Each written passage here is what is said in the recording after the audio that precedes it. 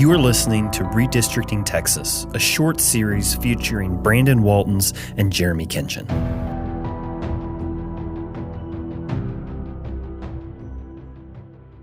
Thank you for joining us on this edition of our Redistricting podcast. I'm Brandon Waltons, joined with Jeremy Kitchen, of course, to talk about some changes that were made as the legislature has now finally passed its maps for redistricting. Today's episode, we're going to go through the Texas Senate maps, which interestingly were the very first ones, Jeremy, that we got to look at those drafts.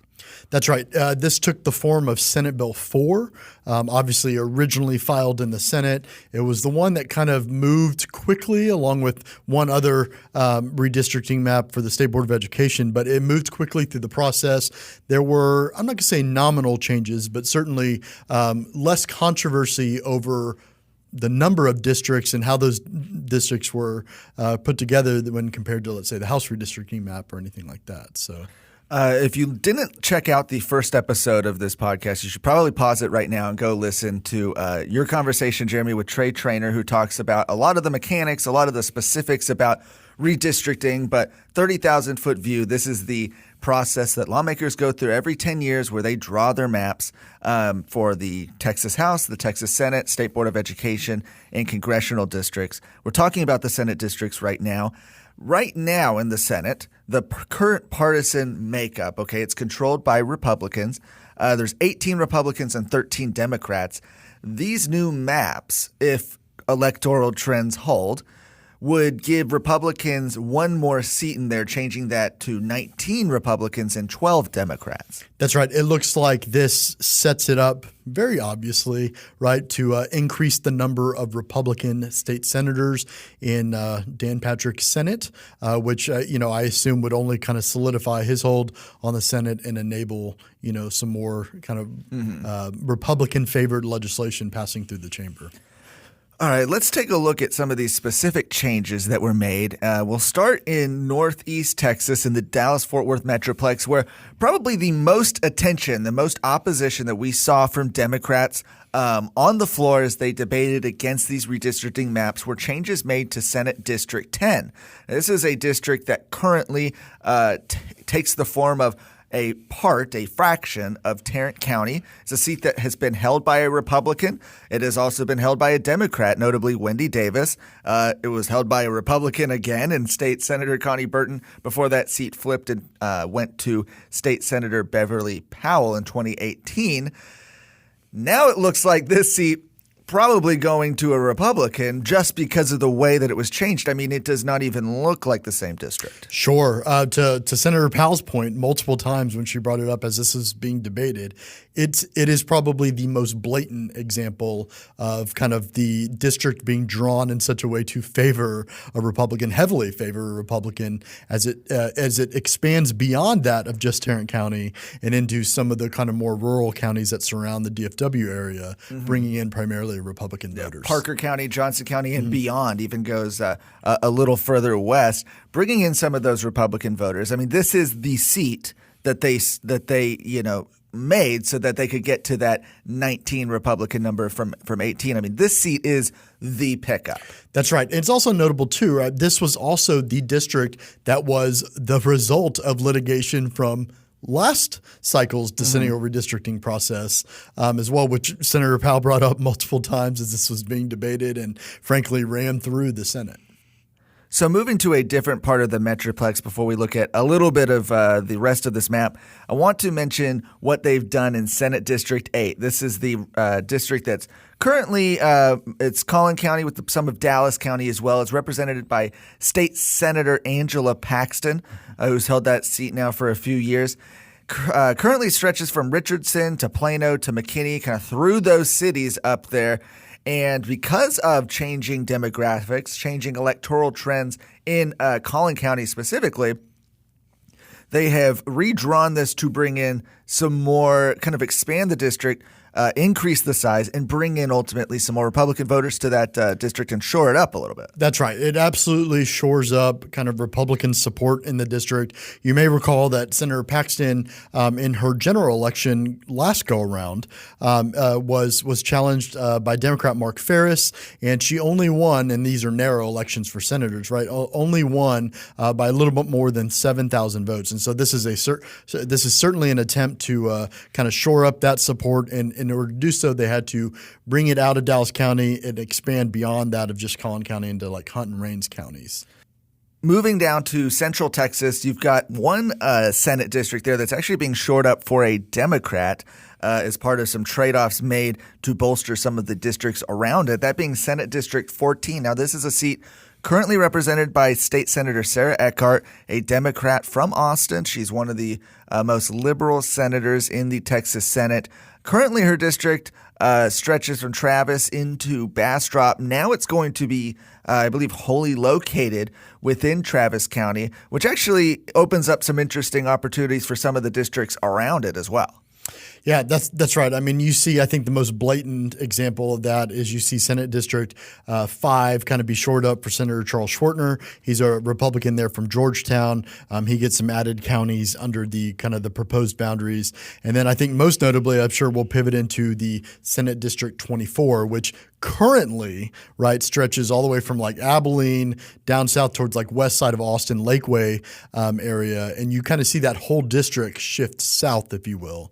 Yes, shift south. This is a district that is currently represented by State Senator Dawn Buckingham, a Republican who announced that she is not running for re-election because she is seeking election as land commissioner statewide. And so that opened up this seat, but it also opened up some opportunities for them to shift some of the counties around. They shifted them, to your point, south largely. And when they did so, they picked up part of Atascosa County. A lot of people saw that at first and said, well, that's kind of interesting. Atascosa County is a county just south of San Antonio.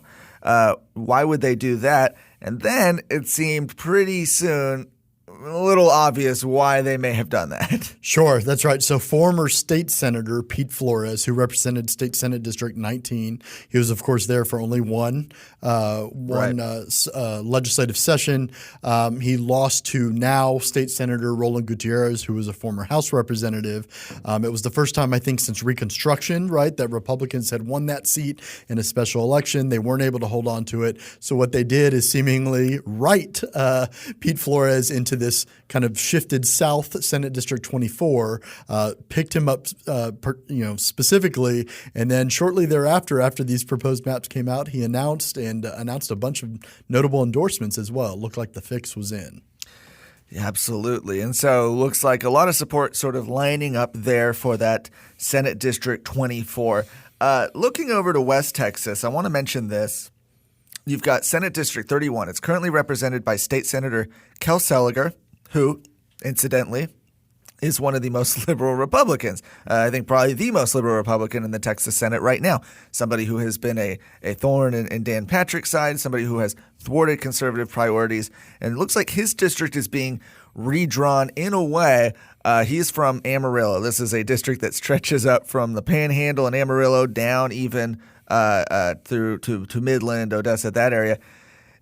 His new district is going to get a lot more of that Midland area being in a lot less of that Amarillo area that sort of bolstered him before. And that really changes the dynamics of what that election could look like. He's already got some challengers that have announced in a Republican primary. That's right. To my knowledge, he already has two challengers announced. And notably, you have former President Donald Trump announcing his endorsement for one of Kel Seliger's challengers in Kevin Sparks. The district is certainly written in such a way that it kind of takes power away from maybe what would be Amarillo dictating what happens to that district and opens it up for kind of the area that surrounds the oil and gas area that surrounds Midland, Odessa to potentially have a chance in getting their nominee in that seat as well. And so that's a yet to be seen. But State Senator Kel Seliger did, as soon as these proposed districts came out, I mean, he was very critical of them as they went through the process. Yes, and so as we look at some of the other parts of the state real quick, I just want to touch on, when you look at the Houston area, for example, you actually don't see, and you look at East Texas, you look at even South Texas, not a lot of big changes there substantively. It looks like a lot of the changes were made in Dallas-Fort Worth and in Central Texas. I would definitely agree with that. I mean, there's changes, but they're more nuanced. They kind of just, shore up a little bit some of the seats that are there. No real changes as far as what the political disposition will be from those delegations at all. So talking about the impact of what this map means, as we said at the start, this map, again, if current electoral trends hold, would mean that Republicans would have 19 of the chamber's 31 seats. What does that mean for Republican legislation going forward? It's not necessarily as if a lot of the conservative priorities have had issues coming out of the Senate, although there have been some examples where they've needed every vote.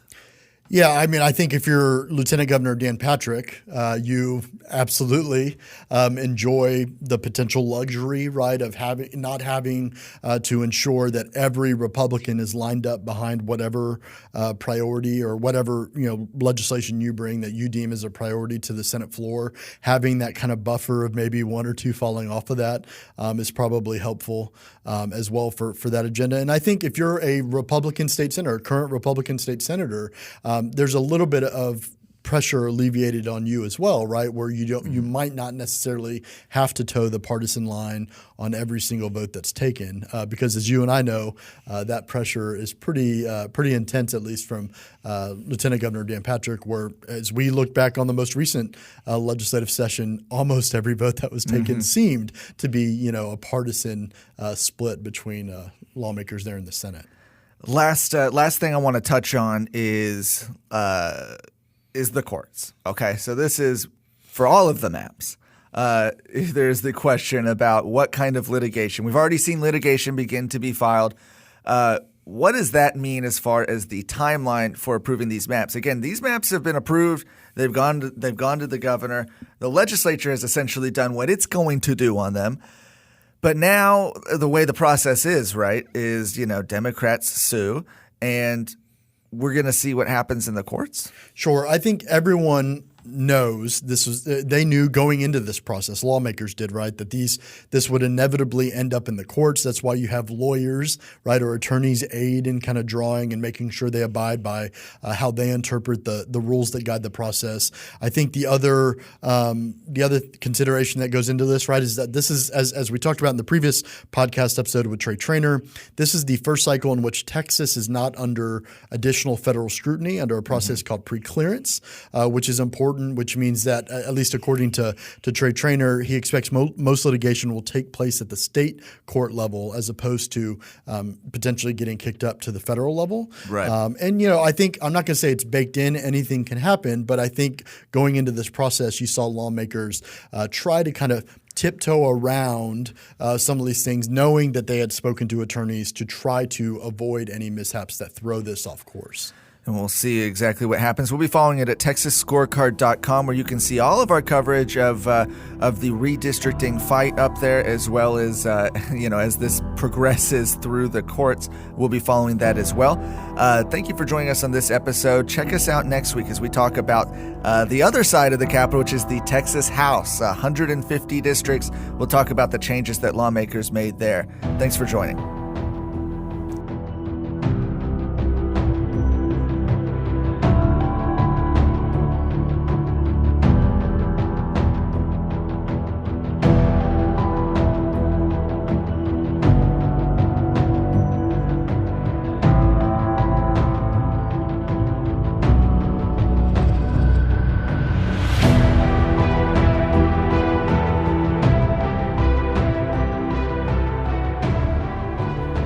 Redistricting Texas is a production of Texas Scorecard.